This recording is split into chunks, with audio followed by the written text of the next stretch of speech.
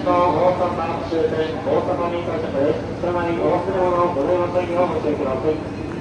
本日は台風の影響により、到着を大幅に遅れましたことをお詫びを申し上げます。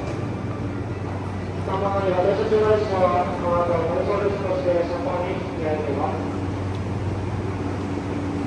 お忘れ物には車の引き換えず、確認の上をお付けください。